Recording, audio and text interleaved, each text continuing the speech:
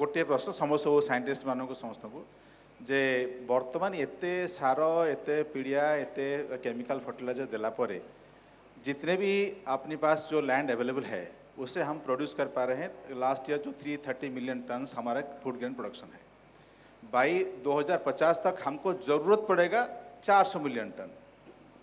अगर इसको हम जो भी आप लोग कह रहे हैं नहीं करें, सब कुछ भी नहीं करें, तो ये 400 मिलियन टन का जो फूड ग्रेन 2050 तक, आज से 25 साल बाद जो प्रोडक्शन जरूरत पड़ेगा उसको कहाँ से लाएंगे? 2050 पर्यंत जी 400 मिलियन टन आमर फूड ग्रेन दरकार पड़ो, खाइबा दरकार पड़ो, ताको आम आनिबा कोठू से कथा कहूँ। देखिए, बहुत बहुत महत्वपूर्ण प्रश्न है। Food security, national food security mission इसी पे काम कर रहा है। ये निश्चित रूप से एक यक्ष प्रश्न है। इसी के लिए जो प्रयास कर रहे हैं, जो वैज्ञानिकों के माध्यम से जब लैंड टू लैब और लैब टू लैंड ये चीज़ें जाती हैं, 2050 में 400 मिलियन टन चाहिए खाद्यान्न, बहुत ज़रूरी है। अभी भी हम दलहन और तिलहन में आत्मनिर्भर नहीं है, हमको तिलहन और दलहन अभी भी इंपोर्ट करना पड़ता है।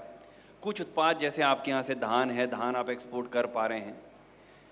देखिए, आपको कुल मिला के 400 टन खाद्यान्न करने के लिए नेशनल फूड सिक्योरिटी मिशन और वैज्ञानिकों के हिसाब से सबसे पहले जो जमीन की उर्वरता का गिरता हुआ स्तर है, सबसे पहले उसको ठीक करना पड़ेगा। देखिए, जमीन से ही पैदा करना है। आप कितने भी उत्पाद बना लीजिए, केमिकल फर्टिलाइजर्स, और अगर ये कहीं कारण ये हम समझ रहे हैं कि केमिकल फर्टिलाइजर्स को ज़्यादा बढ़ा देने से उत्पादन ज़्यादा हो जाएगा, तो ये हमारा गलत है। वैज्ञानिकों ने ये सिद्ध कर दिया है कि जमीन की उर्वरा शक्ति को बढ़ा देना पड़ेगा।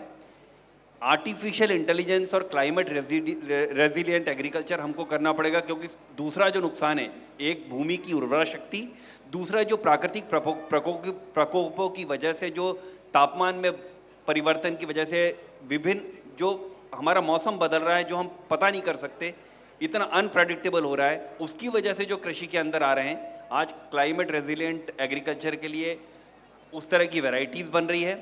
ये कार्य सबको मिलकर करना पड़ेगा। जो मैं कभी कभी किसी फोरम में प्रयास करता हूं कि कहूं कि हमें एक सामूहिक खेती क्यों ना करनी पड़े। There is a lot of land which is getting wasted in the layout. आपकी जमीन, उसकी जमीन, मेरी जमीन, हमने टुकड़ों में छोटी छोटी जमीन कर दी। अगर कोऑपरेटिव की आप बात करें तो अमूल इतना बड़ा जहां पर मिल्क कोऑपरेटिव है, इस तरह का हम एक कोऑपरेटिव लैंड एक साथ एक धरती के ऊपर क्यों नहीं कर सकते? मैकेनाइजेशन हो जाएगा, क्रॉप रोटेशन हो जाएगा।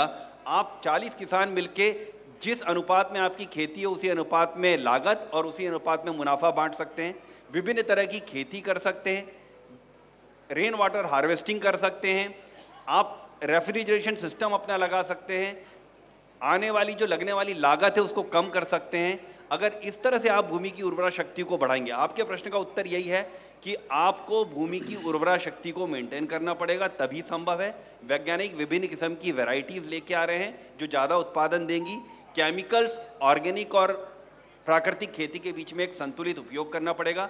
सिर्फ केमिकल से भी नहीं होगा, सिर्फ ऑर्गेनिक से भी नहीं होगा और सिर्फ प्राकृतिक से भी नहीं होगा। जदि आपंक आम भिडी भल लगा तेब आम चैनल को लाइक, शेयर और सब्सक्राइब करने को जमा भी भूलु नहीं।